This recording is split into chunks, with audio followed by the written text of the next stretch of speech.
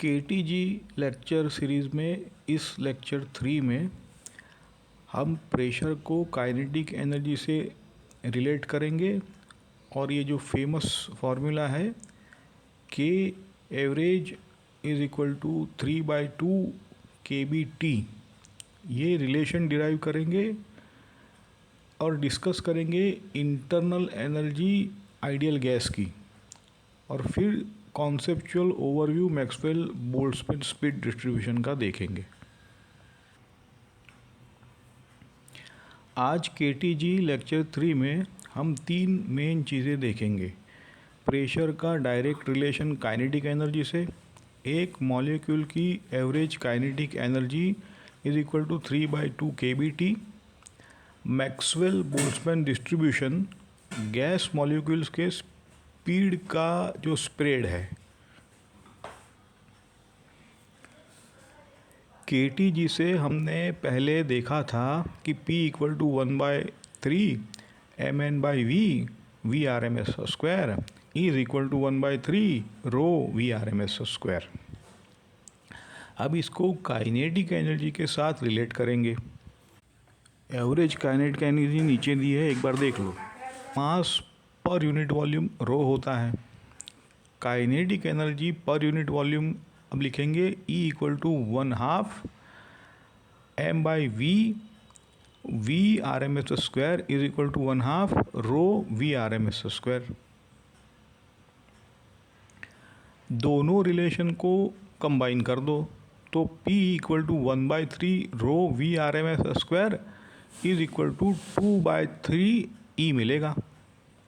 इसका मतलब pressure directly proportional है translational kinetic energy per unit volume से, फैक्टर 2/3 आता है।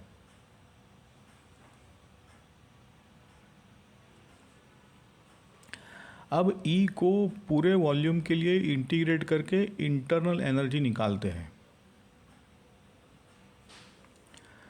Total internal energy E is equal to E times volume कर दो V, और P इक्वल टू 2/3 E, तो 2/3 E total divided by V हो जाएगा। तो PV मिलेगा 2/3 E टोटल। ये E total equal to 3/2 PV हो जाएगा।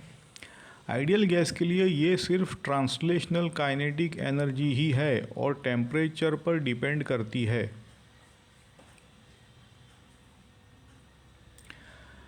अब हम माइक्रोस्कोपिक डेरिवेशन से average kinetic energy per molecule निकालते हैं।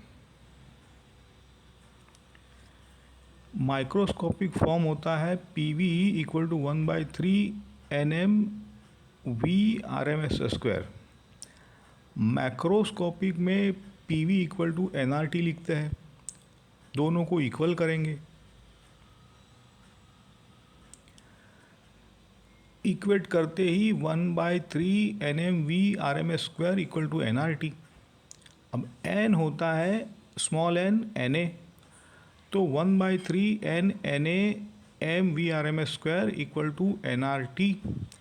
ये देगा 1/2 m VRMS square equal to 3/2 R/Na times T। यहाँ R/Na को हम KB कहते हैं, बोल्ट्जमैन कांस्टेंट।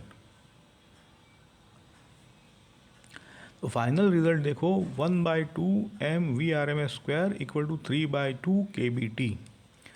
LHS एक मॉलिक्यूल की एवरेज ट्रांसलेशनल काइनेटिक एनर्जी है। RHS डायरेक्टली टेम्परेचर से प्रोपोर्शनल है।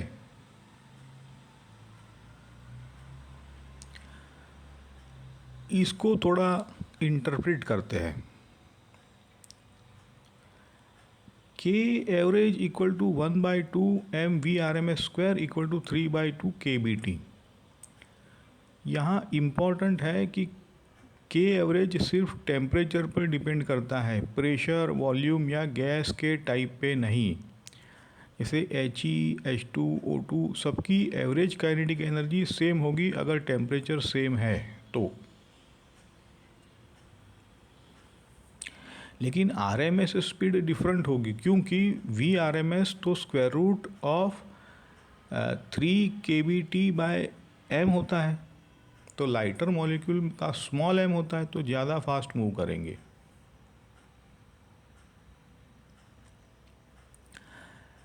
अब इसको पर मोल, पर मॉलिक्यूल, पर ग्राम के फॉर्म में निकालते हैं। पर मोल में E पर मोल लिखेंगे 1/2 mv/m² is equal to 3/2 RT। देखो सिंपल है, यानी 1 मोल आइडियल गैस की इंटरनल एनर्जी सिर्फ टेम्परेचर का फंक्शन है। अब पर मॉलिक्यूल अगर लिखे E पर मॉलिक्यूल, तो ये आएगा K average is equal to 3/2 kBt।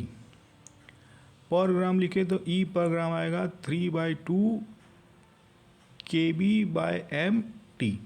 ये प्रोपोर्शनल हो जाएगा T/m के। यहाँ m एक मॉलिक्यूल का मास है, तो पर ग्राम एनर्जी टेम्परेचर के साथ साथ मॉलिक्यूलर मास पर भी डिपेंड करती है।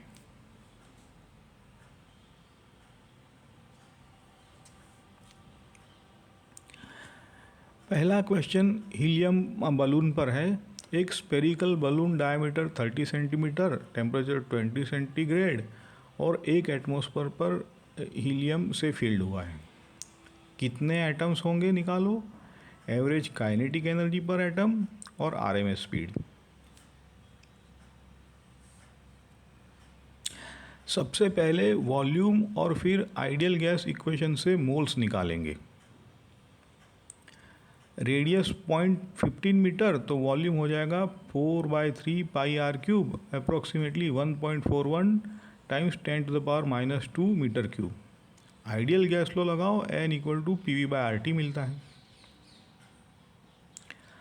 अब वैल्यूज पुट करके n approximately 1.013 times 10⁵ times 1.41 times 10⁻⁻² times 8.314 times 293 approximately 0.588 mole आएगा।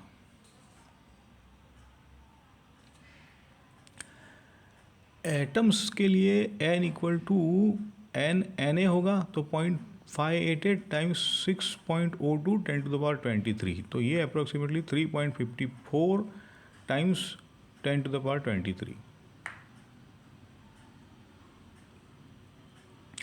अब एवरेज काइनेटिक एनर्जी और आरएमएस स्पीड निकालते हैं।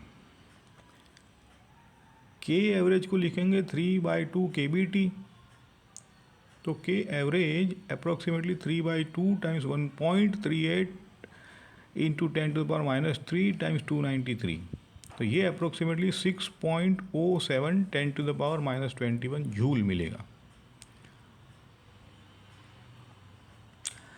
हीलियम एटम का मास है m0 अप्रोक्सीमेटली 4 ग्राम पर मोल टाइम्स 6.02 इंटू 10⁻23, ये अप्रोक्सीमेटली 6.65 10⁻⁻27 kg। आरएमएस स्पीड देखो √2 k/m0 लिखेंगे, के एवरेज जो है, तो इसको अगर सब्सटीट्यूट करें तो ये approximately 1.35 times 10⁻³ metre per second, यानी हीलियम एटम्स की thermal speed 1.3 kilometre per second के अराउंड होती है। दूसरा क्वेश्चन, एक सिलेंडर में हीलियम और आर्गोन मिक्सचर है, दोनों सेम टेम्परेचर 150 डिग्री सेंटीग्रेड पर। दोनों टाइप के मॉलिक्यूल्स की एवरेज काइनेटिक एनर्जी क्या होगी? दूसरा, उनकी आरएमएस स्पीड क्या होगी?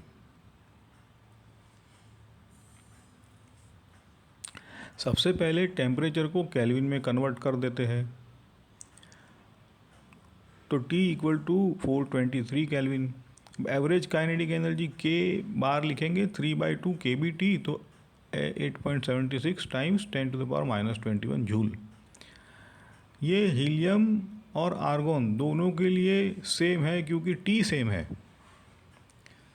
अब आर एम एस स्पीड का रिलेशन है के average equal to 1/2 M naught V R M S square. इससे वी आर एम एस निकल के आएगा स्क्वायर रूट ऑफ 2 के एवरेज बाय एम नॉट।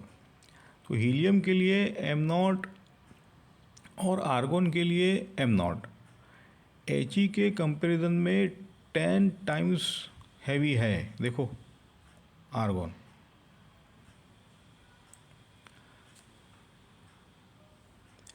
अब लाइटर हीलियम के लिए वी आर एम एस ज़्यादा, हैवी आर्गोन के लिए कम। तो V R M S helium के लिए approximately 1.62 times kilometre per second और V R M S argon का 514 मीटर पर सेकंड। कॉन्सेप्ट यह है कि सेम टेम्परेचर पे same kinetic energy but different speed due to different masses. तीसरा question mixing gases पर। 2 चैम्बर्स है, वॉल्यूम 2L और 3L, प्रेशर्स 1 एटमॉस्फेयर और 2 एटमॉस्फेयर, मोल्स 4 और 5 रिस्पेक्टिवली ले लो। पार्टीशन रिमूव करके फाइनल प्रेशर निकलता है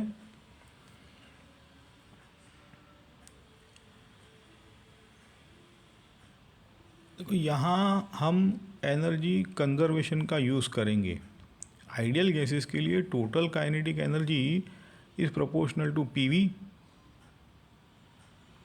इनिशियली ई था 3/2 P1V1 प्लस 3/2 P2V2 और फाइनल में same gas mixture volume V1 plus V2, तो फाइनल प्रेशर हो जाएगा मतलब फाइनल प्रेशर से इससे हम ई फाइनल निकाल सकते हैं, वो है 3/2 P times V1 plus V2।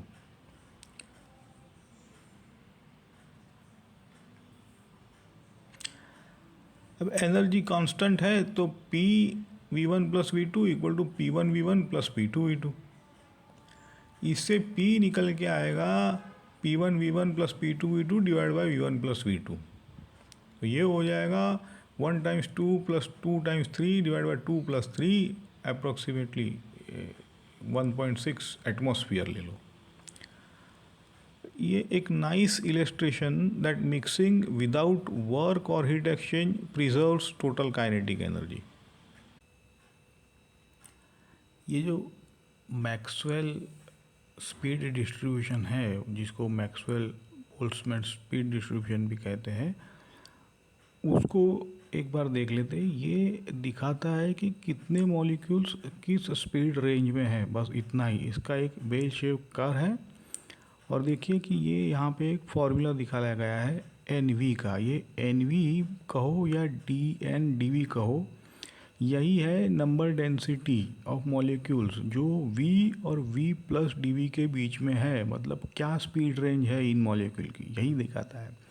हमें इस फॉर्मूला से ज़्यादा कोई मतलब नहीं है, लेकिन आगे नेक्स्ट स्लाइड में हम देखेंगे कि इसका कर्व कैसे आता है। तो ये यही फॉर्मूला का कर्व है और इसमें जो N है वो टोटल नंबर ऑफ मॉलिक्यूल्स है।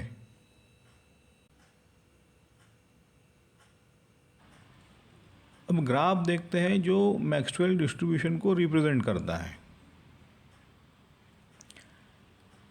Area under curve equal to total molecules, ये समझ लो पहले।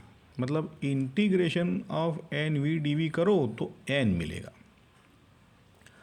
कर्व का पीक मोस्ट प्रोबेबल स्पीड मतलब VMP पर आता है, यहाँ मैक्सिमम मॉलिक्यूल्स मिलेंगे।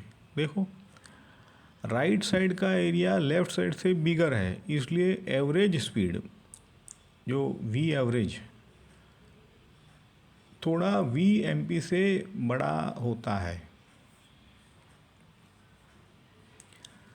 अब मैक्सवेल डिस्ट्रीब्यूशन से 3 स्टैंडर्ड स्पीड्स मिलती है। हमने थोड़ा सा देखा इसको, VMP, V एवरेज और VRMS। अब VRMS हमने देखा है कि square root of 3 kBT/m, V average होता है square root of 8 kBT/m, approximately 0.92 times VRMS। और VMP हो जाएगी square root of 2 kBT/m approximately 0.82 VRMS। Order देखा था हमने कि VRMS V एवरेज से बड़ा और V एवरेज VMP से बड़ा। बहुत कम मॉलिक्यूल्स बहुत स्लो या बहुत फास्ट होते हैं। डिस्ट्रीब्यूशन का टेल दोनों तरफ थीन है।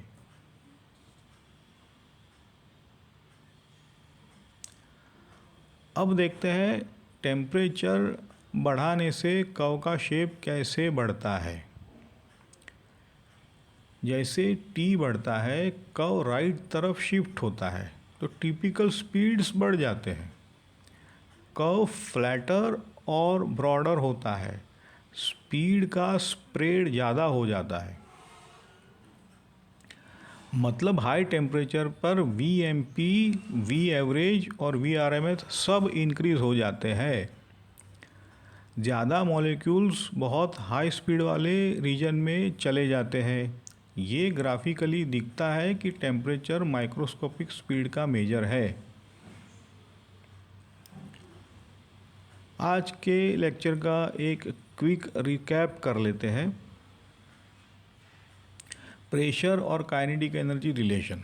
तो प्रेशर होता है 1/3 रो VRMS स्क्वायर, E होता है 1/2 रो VRMS स्क्वायर, तो P इक्वल टू 2/3 E। यहाँ E translational kinetic energy per unit volume है।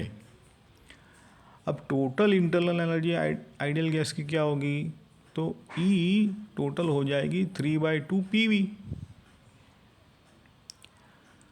Average kinetic energy per molecule K average is equal to 1/2 mVRMS square is equal to 3/2 kBT। सिर्फ temperature पर depend, gas की nature या PV पर नहीं। अब पर मोल देखो तो E पर मोल हो जाएगा 3/2 RT। अब मैक्सवेल बोल्ट्जमैन डिस्ट्रीब्यूशन स्पीड्स का फुल डिस्ट्रीब्यूशन बताती है। एरिया अंडर द कर्व मतलब टोटल मॉलिक्यूल्स। 3 स्टैंडर्ड स्पीड्स है, VMP जो V एवरेज से छोटी और V एवरेज VRMS से छोटी, और VRMS होता है प्रोपोर्शनल टू √T/m। टेम्परेचर बढ़ाने पर कर्व राइट शिफ्ट होता है और ब्रॉडर हो जाता है। ये सब मिलकर हमने एक क्लियर माइक्रोस्कोपिक पिक्चर देख लिया कि टेम्परेचर एक्चुअली मॉलिक्यूल्स की एवरेज काइनेटिक एनर्जी से डायरेक्टली लिंक्ड क्वांटिटी है।